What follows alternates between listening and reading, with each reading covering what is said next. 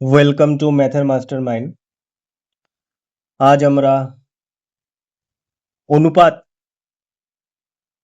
Chapter থেকে শুরু করব। অনুপাত চ্যাপ্টারের কোষে দেখি 2.1। তো কোষে দেখি 2.1 এর প্রথম প্রশ্ন, 1 কিলোগ্রাম চালের দাম 40 টাকা ও 1 কিলোগ্রাম ডালের দাম 100 টাকা। চাল ও ডালের দামের অনুপাত কত হিসাব করি। তো কিভাবে করব? তো প্রথমে আমরা লিখব যে 1 কিলোগ্রাম চালের দাম 40 টাকা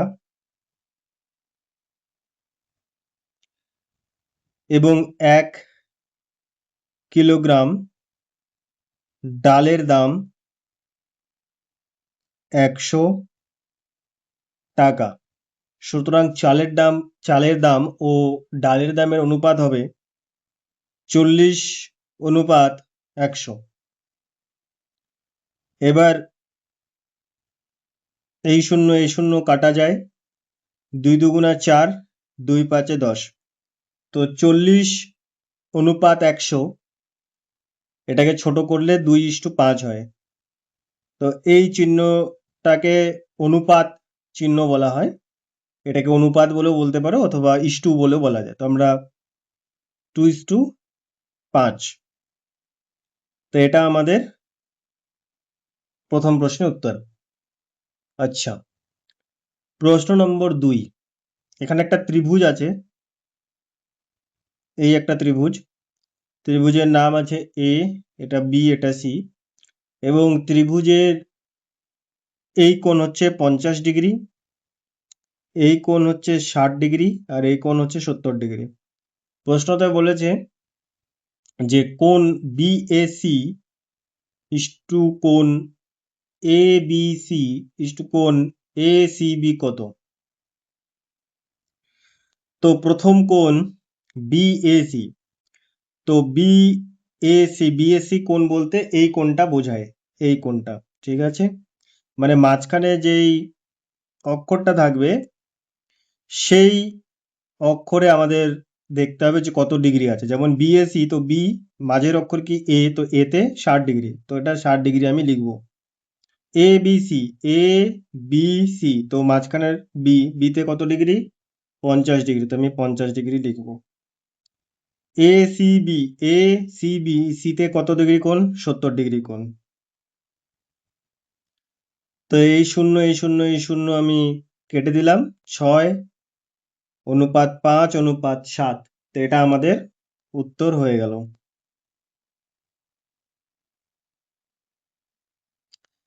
এবার হচ্ছে প্রশ্ন সংখ্যা 3। একটি পেন্সিলের দাম 3 টাকা, একটি লজেন্সের দাম 50 পয়সা। একটি পেন্সিল ও একটি লজেন্সের দাম হিসাব করি। তো এই সব ক্ষেত্রে একটা কথা মাথায় রাখা দরকার যে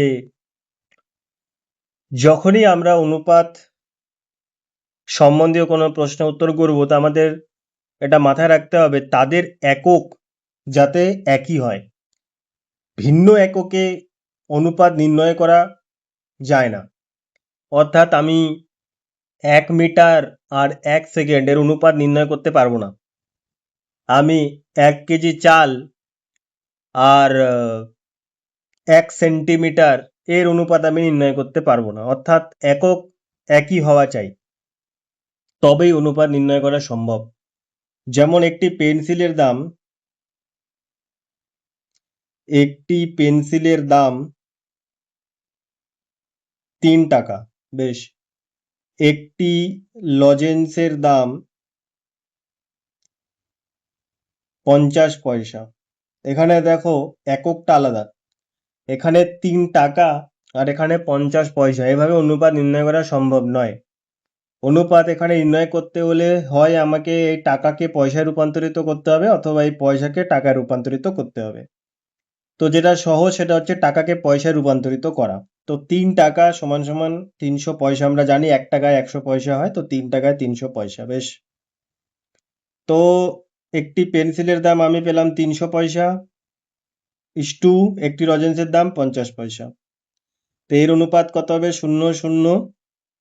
তো 5 একে 5, 5 6 30। তো 6:1 এটা হয়ে যাবে উত্তর। ঠিক আছে।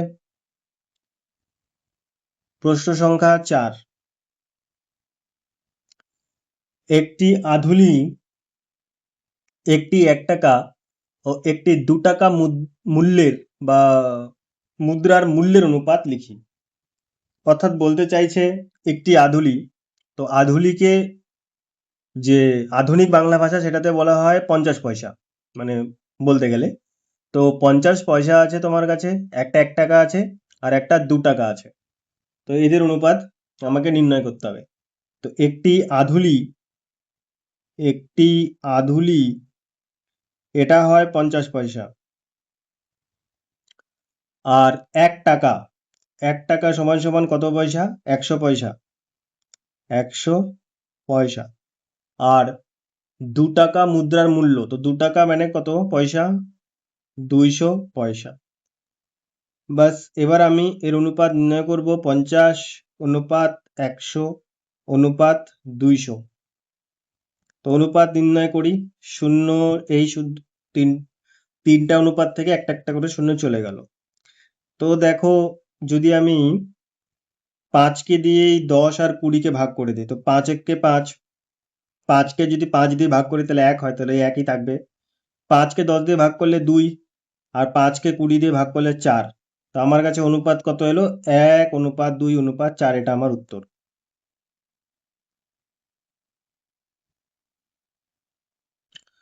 প্রশ্ন সংখ্যা 5।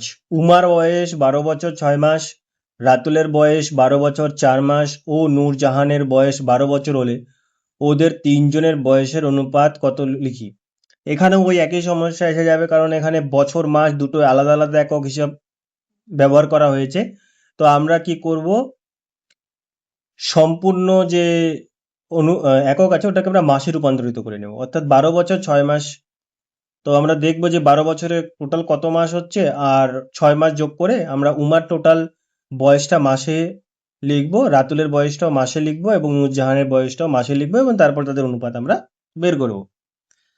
তো প্রশ্ন সংখ্যা 5-এ উমার বয়স হচ্ছে 12 বছর 6 মাস। তো 1 বছর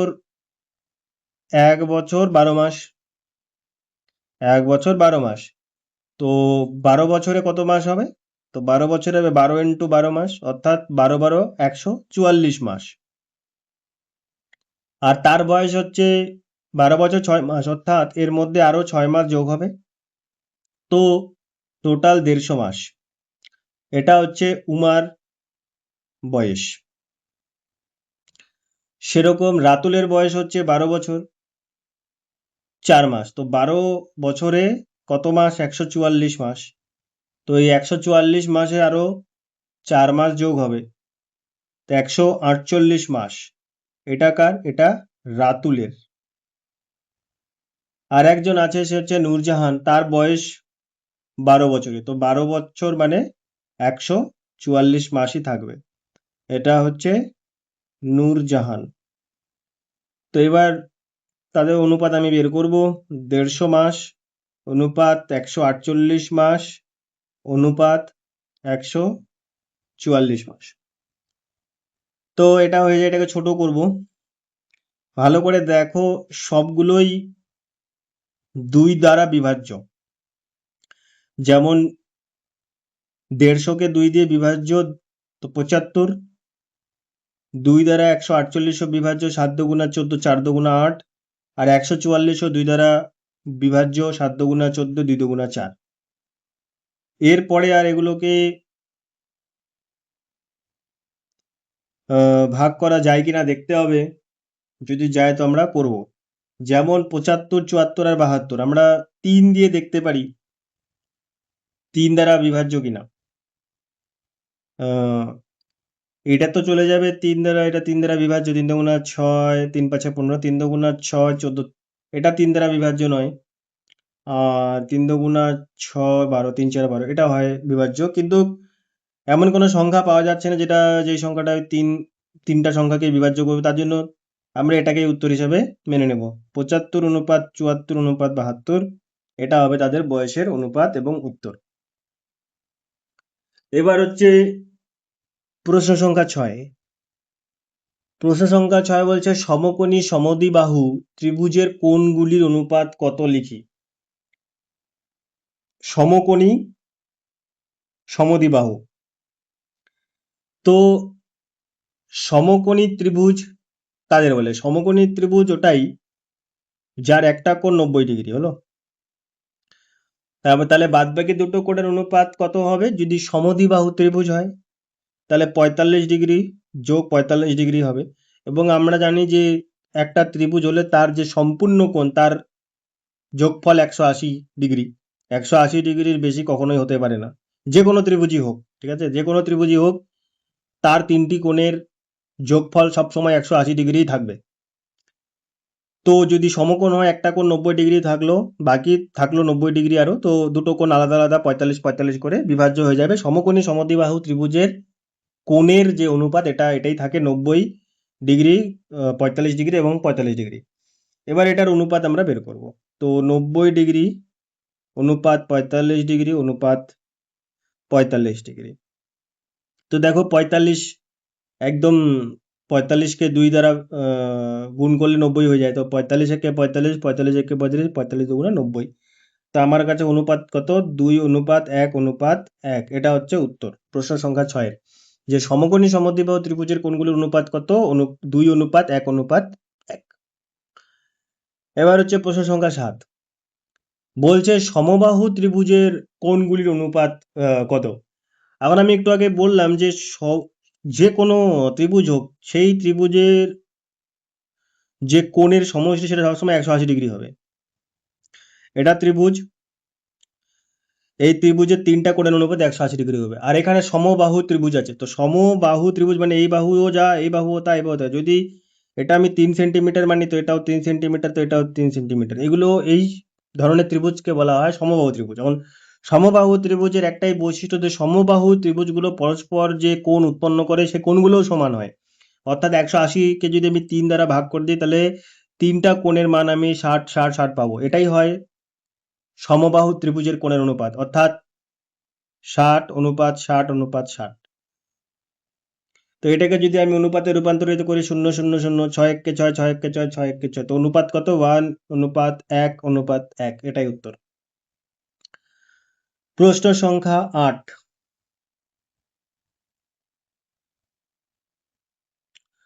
পুলকবাবু ও মানিকবাবুর বয়সের অনুপাত 7:9। মানিকবাবুর বয়স 72 বছর হলে পুলকবাবুর বয়স হিসাব করি। তো পুলকবাবু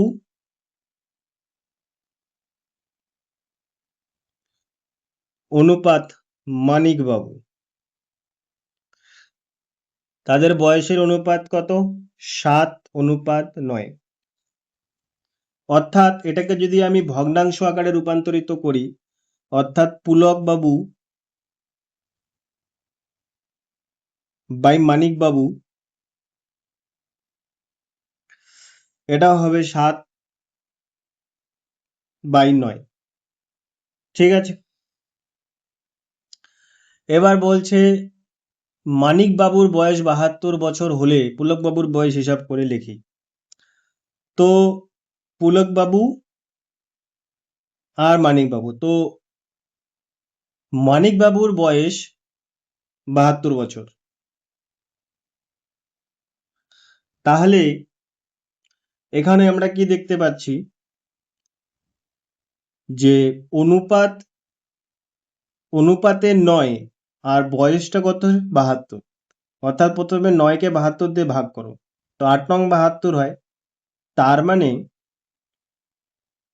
যদি অনুপাত হিসাবে মানিকবাবুর অনুপাত কত? 9 আর বয়সে 72, তার মানে 9 এককের যে 9 এককের যে মূল্য সেটা হচ্ছে 72 বছর।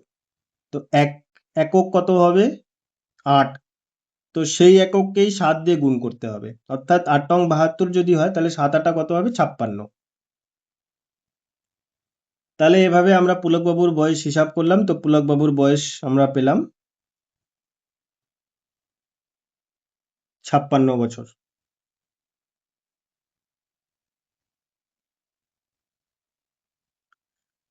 ঠিক আছে, এটাকে অন্যভাবেও করা যায়, ঐকিক নিয়মেও করা যায়। নয়, দুইটি বইয়ের দামের অনুপাত 2:5। প্রথম বইটির দাম 32 টাকা 20 পয়সা হলে দ্বিতীয় বইটির দাম হিসাব করে লিখি। একই রকম ওই পুলকবাবু মানিকবাবুর অঙ্কটার মতনই।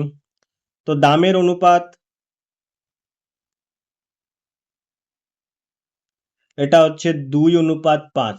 তো এটাকে যদি আমি আনুপাতিক হিসাবে লিখি, তাহলে প্রথম বইয়ের দাম বাই দ্বিতীয় বইয়ের দাম, তাহলে 2/5 সমান সমান, বইয়ে বলা আছে প্রথম বইটির দাম। তো প্রথম বইটির দাম হচ্ছে 32 টাকা 20 পয়সা। আমাকে দ্বিতীয় বইটির দাম হিসাব করতে হবে। তো প্রথম বইটির দাম 2 অনুপাত এবং সেটি টাকায় হিসাবে তার মূল্য কত, 32 টাকা 20 পয়সা। ভাগ করে দাও। তো আমরা ভাগ করব, 2কে ভাগ করব 32 টাকা 20 পয়সা দিয়ে, তাহলে 16 দুগুণা 32 আর এখানে 10 দুগুণা 20, তো 16.10। এই 16.10কে আবার 5 দিয়ে গুণ করে আমরা দ্বিতীয় বইয়ের দামটা হিসাব করে বার করব। 5 একে 5, 5 6 30, 0 হাতে আছে 3, 5 একে 5 3 8, 80 টাকা 50 পয়সা বা এত টাকা। তো আমাদের উত্তর বের হয়ে গেল যে দ্বিতীয় বইটির দাম কত। তো দ্বিতীয় বইটির দাম 80.50 টাকা। প্রশ্ন সংখ্যা 10, বৃত্তের পরিধি ও ব্যাসের অনুপাত 22.7। যে বৃত্তের ব্যাসের দৈর্ঘ্য 2 মিটার 1 ডেসিমিটার, সেই বৃত্তের পরিধি হিসাব করে লিখি। তাহলে পরিধি বাই ব্যাস এর অনুপাত দেওয়া আছে 22/7। ঠিক আছে, আবার এখানে দেখো আমি একটু আগে বলেছিলাম যে এইসব অনুপাতের অঙ্ক করার সময় আমাদের ধ্যান দিতে হবে যে আমাদের একক যাতে একই রকম হয়। এখানে দেখো 2 মিটার ডেসিমিটার আছে, তো মিটার ডেসিমিটার দিয়ে হবে না, আমাদেরকে দুটোকেই পুরোপুরিটাকে ডেসিমিটারে রূপান্তরিত করতে হবে। তো 2 মিটার 1 ডেসিমিটারকে যদি আমি পুরোপুরি ডেসিমিটারে রূপান্তরিত করি, তো 2 মিটার হয় 20 ডেসিমিটার, আর এখানে 1 ডেসিমিটার যোগ করলে 21 ডেসিমিটার। তো 21 ডেসিমিটার হয়ে গেল। ঠিক আছে, তো এখানে কত হলো, 21 ডেসিমিটার। এবার প্রশ্নানুযায়ী পরিধি বাই ব্যাস 22/7 ছিল এবং প্রশ্ন অনুযায়ী সেই বৃত্তের পরিধি কত হবে হিসাব করতে হবে। তো পরিধি আমাদের বের করতে হবে। তো এবার আমাদের কি করতে হবে যে এখানে আমরা কি পেলাম, 21 ব্যাস, ব্যাস কত পেলাম আমরা, টোটাল 21 ডেসিমিটার। ব্যাস কত পেলাম, 21 ডেসিমিটার। তো 7:21 ডেসিমিটারের সমান, তো 22/7 এটা 21 ডেসিমিটারের সমান। তো 7কে 21 দিয়ে ভাগ করলে 3 হয়। তো আমরা এই 22কেও 3 দিয়ে গুণ করব পরিধি। তো 22 3 কত, 66। তো বৃত্তের পরিধি কত বেরোলো, 66 ডেসিমিটার। তো 66 ডেসিমিটারকে যদি তোমরা চাও আবার মিটার ডেসিমিটারে রূপান্তরিত করতে পারো, 10 দিয়ে ভাগ করে দাও, 10 6 60, 6, তো 6 মিটার আর 6 ডেসিমিটার। এটা হয়ে যাবে উত্তর প্রশ্ন সংখ্যা 10-এর। প্রশ্ন সংখ্যা 11, আমাদের সপ্তম শ্রেণীতে 150 জনের মধ্যে 90 জন এবং ষষ্ঠ শ্রেণীতে 140 জনের মধ্যে 80 জন অঙ্কন প্রতিযোগিতায় নাম দিয়েছে। অনুপাতে প্রকাশ করে দেখি কোন শ্রেণীতে প্রতিযোগী বেশি। তা কি করব, প্রতিযোগিতায় নাম দিয়েছে কতজন,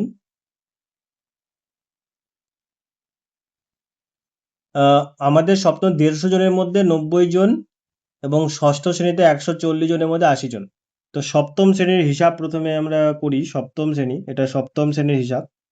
তো সপ্তম শ্রেণীতে যে ছাত্রছাত্রী সংখ্যা সেটা হচ্ছে 150 জন।